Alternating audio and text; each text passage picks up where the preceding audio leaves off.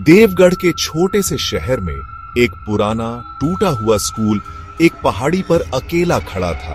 अंधेरी पाठशाला, दी school of darkness. उसकी खिड़कियां खाली घूरती थीं, जंगली बेलें उसकी दीवारों को खरोंचती थीं और लोहे का गेट हमेशा बंद और जंग खाया हुआ था। उसके आंगन में कोई हंसी नहीं गूंजती थी, केवल हवा और उल्लू ही खामोशी तोड़ पाते थे। सूर्यास्त के बाद शहर के लोग उस रास्ते से बचते थे, फुसफुसाते थे कि एक आत्मा ठंडी भारी हवा में घूमती है। बड़ों ने बच्चों को चेताया, स्कूल दुख से भरा, त्रासदी का एक स्मारक और रहस्यों का रखवाला था। पक्षी भी उसकी छत से बचते थे और ओवरग्रोन रास्ते पर सालों से किसी के कदम नहीं पड़े थे। शाम को स्कूल की परछाई एक सोए हुए राक्षस की तरह मंडराती थी, रात होने का इंतजार करती हुई। अंधेरी पाठशाला एक ऐसा अध्याय था जिसे सब जानते थे, लेकिन कोई याद नहीं रखना चाहता था। स्कूल की किंवदंती मास्टर जी हरीश शर्मा की थी, एक प्यारे शिक्षक जो मानते थे कि शिक्षा अंधेरे को दूर कर सकती है। एक तूफानी रात आग लग गई। मास्टर जी देर तक काम कर रहे थे, स्कूल के रिकॉर्ड और किताबें बचाने की कोशिश की। धुएं और लपटों में फंसकर वह मदद आने से पहले ही मर गए। उसके बाद स्कूल कभी वैसा नहीं रहा। उदासी उसकी दीवारों से चिपकी रही। छात्र अजीब आवाजों, हिलती परछाइयों और अपने आप लिखने वाले चाक के बारे में फुसफुसाते थे। उन्होंने कहा कि मास्टर जी की अकेली आत्मा हॉलों में भटकती थी, शांति नहीं पा पाती थी। समय के साथ कहानियां और डरावनी होती गईं। कभी कभी भूत नाराज होता था कि उसका स्कूल छोड़ दिया गया था। स्कूल बंद कर दिया गया, लेकिन किंवदंती जीवित रही। अंधेरी रातों में शहर के लोग दावा करते थे कि एक हल्की लालटेन की रोशनी खिड़की से खिड़की तक तैरती हुई दिखती थी। मास्टर जी, उन्होंने कहा, अभी भी अपने खोए हुए छात्रों को ढूंढ रहे थे। 4 दोस्त रोहन, समीर, विक्रम और अजय देवगढ़ में एडवेंचर के लिए जीते थे। एक शाम जब वे चाय पी रहे थे, समीर ने मास्टर जी की भूत की कहानी फिर से सुनाई। रोहन ने स्कॉफ किया, अपने दोस्तों को आधी रात को स्कूल जाने की चुनौती दी, यह साबित करने के लिए कि कोई भूत नहीं था। विक्रम ने विरोध किया, खतरे और अनादर की चेतावनी दी, लेकिन रोहन ने उसे छेड़ा। अजय फिट होने को उत्सुक, अपने डर के बावजूद सहमत हो गया।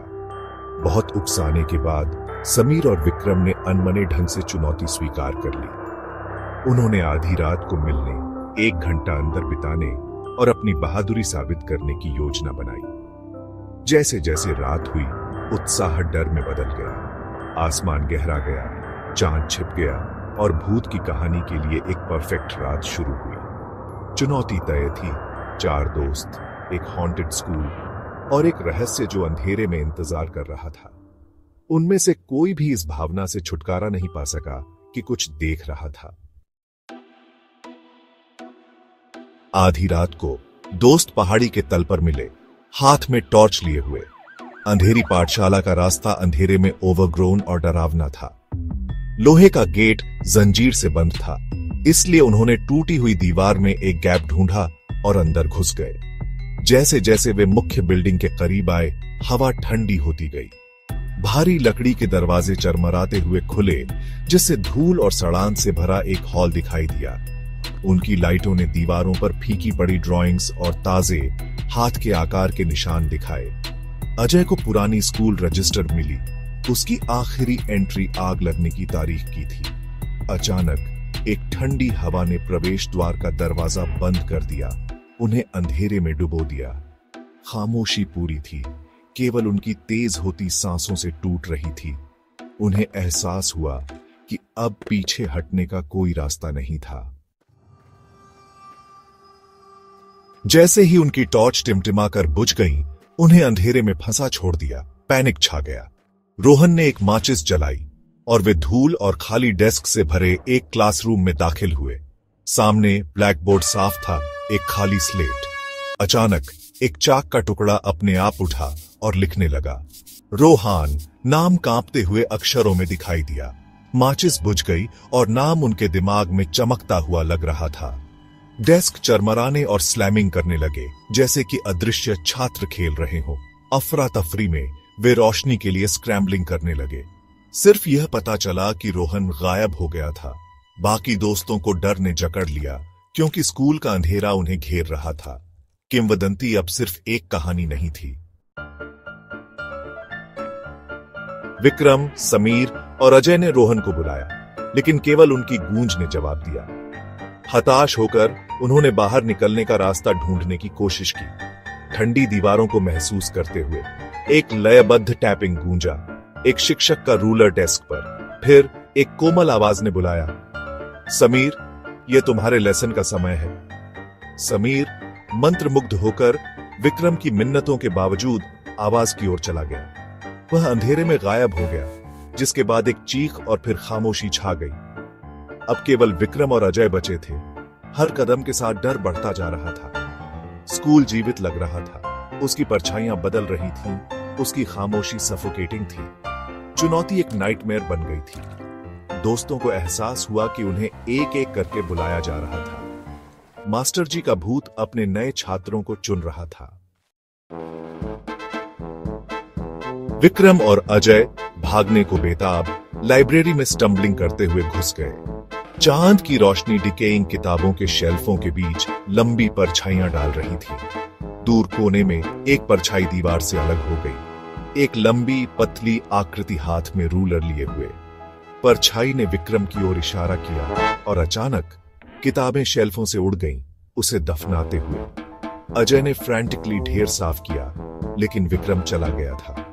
केवल बिखरी हुई किताबें बची थीं। अजय अब अकेला था, चारों में से आखिरी। खामोशी अंदर दब गई, केवल उसकी पैनिक्ड सांसों से टूट रही थी। स्कूल का अंधेरा उसे घेरता हुआ लग रहा था।